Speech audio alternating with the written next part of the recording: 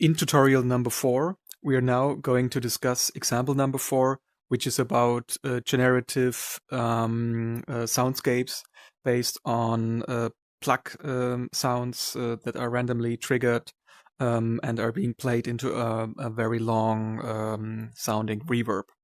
So please load example number 4, generative reverb space.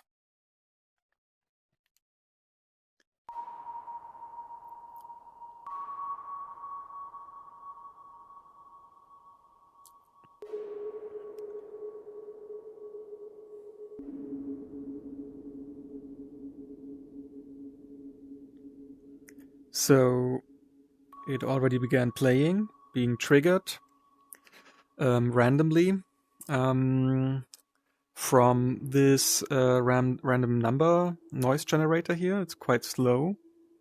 The output of this generator here is being fed into the scope and into an envelope generator and into a sample and hold module, which we will discuss now. So here you can see the output of the random number generator, and every time the number jumps from a zero or from a below zero number into a positive number, from negative to positive, if you have a closer look, then the sound is being triggered. Here. That was too high, yeah, now.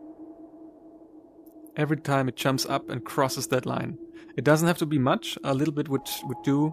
Just this switch from negative to positive is triggering this envelope generator here and this sample and hold module. So what are these doing?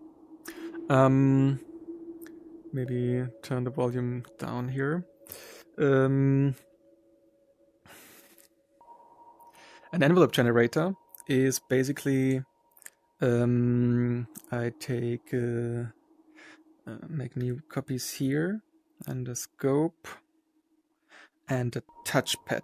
So AD from above there, a touchpad, and a scope as usual. And so we're gonna have a look at the output of this envelope generator. Here, when you press the trigger, you can... Oh, that's a bit loud, so please mute that sound. So here, if you press this, then this envelope generator is triggered. I can reduce the sample rate here, and then you can see in more detail what is going on here. So if I press, it's firing up, and then linearly it goes down. There's an attack time, a decay time, and a curvature, exponential or logarithmical. So if I increase the attack time, then it looks like a triangle. It goes up for this time, lower or faster, and it decays for a certain time. So it's now, yeah, like that. Whoop. Okay, and for these plug sounds here, we have a setting, a very short, like no attack time. It immediately jumps up, and then the decay time is a mid, and the curvature here is towards the exponential side. So if we dial this in here similarly to the patch that we are hearing, so this is the curvature setting. The exponent becomes exponential. That means it's not going down linearly, but it becomes this. It's very fast in the beginning, and then it slows down a bit, and that's good for making plug sounds, which have a very pronounced smack attack in the beginning. A lot of dynamics in the beginning, and then they have an easing out. On the other side, a logarithmic means that the belly of this curvature basically it goes up, so you can hear it more longer. So something like that. So it almost becomes a rectangle that way. Okay. So this is the AD generator, and this is being fed into the volume input of this oscillator here, which is a sine wave in the hearable, audible VCO range. And if I plug this out, then this will always be, you will always hear this. There's still some melody going on, because this is still plugged in, melody change, but this will be always on. Now it's 0 until a plug comes, like so. But that way it would be always on, because the envelope generator, by default, if it's not being triggered, it gives out a 0, which means like, multiplication by 0 means no sound. Right. And then what is going on here on this side? We have a low frequency oscillator with a rather small amplitude. It's very slow, goes up a little bit and down a little bit, movement like that. And this is a sample and hold module, an SNH. The output of this LFO here goes into this module, and this module is only passing the data from the input further when a trigger is coming. Again, when a trigger signal somehow jumps from a negative to a positive value, so it has the same trigger mechanics as the envelope generator here, the AD. And that means like when this is being triggered, it chooses the current number it's being fed here, and it keeps that. So it samples the data which is coming in at that moment in time, and then keeps it. It holds it. That's why it's called sample and hold. We can also like have a look here. So can you see that? So every so often this jumps to a new value, and you pitch then, and you key or note, and this is being held until the next trigger is coming. So, and then this is running into this quantizer, because the values which are coming out from here, they're not in line with the chromatic scale of a keyboard. They're totally off. So if I would remove this here, place it in there, maybe have it play more often here, more louder.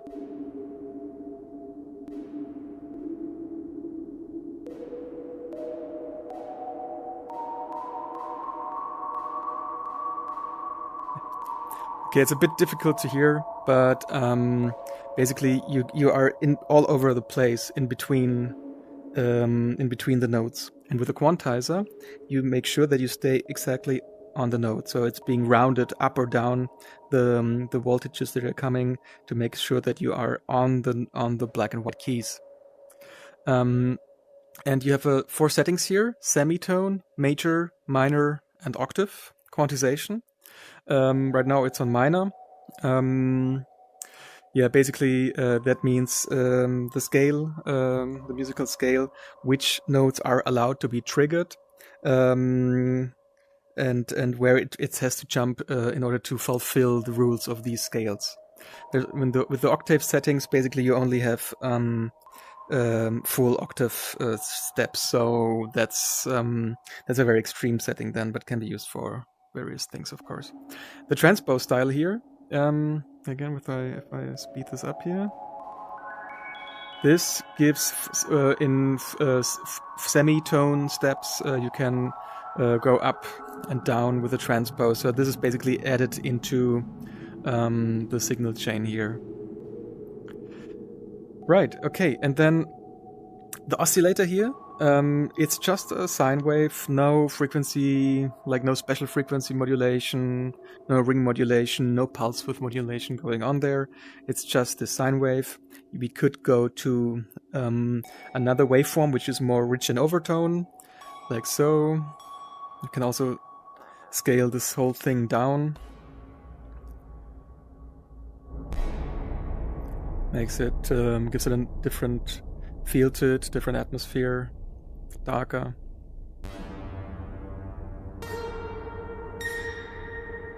So, but let's keep the nice sine wave here for now. So use my little junkyard down there. Okay, and now the last module that we want to discuss here is the reverb module. And so you have, excuse me, you have I increase this trigger rate again so that we have more, that we can hear more. You have a size setting, Now you're not in deep space anymore, it's just a small chamber now. There's a mix setting, which means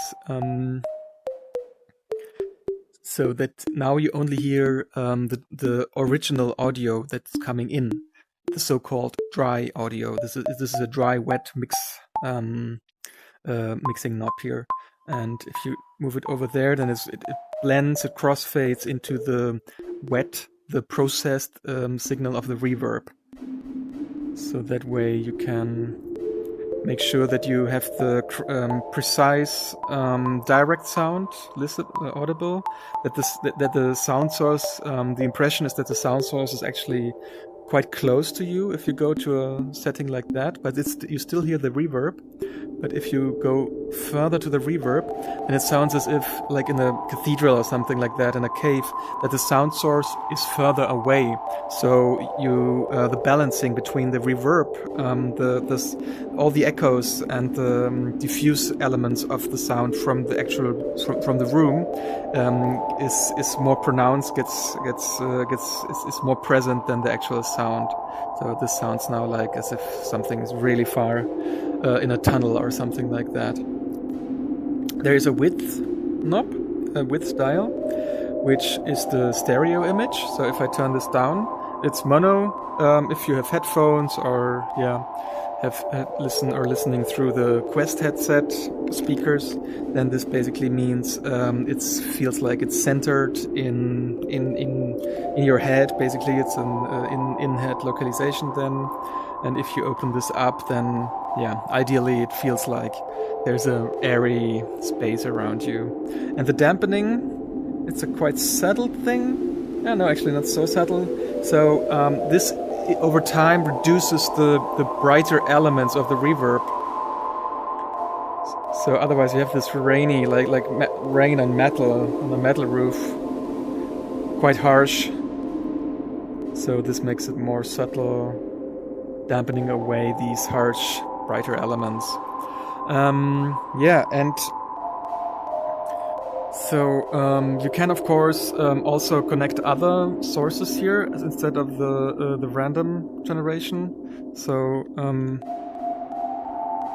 if you want to try out things here, like maybe changing the modulation here and triggering it by hand more often, or changing the transposition here, changing the envelope generator.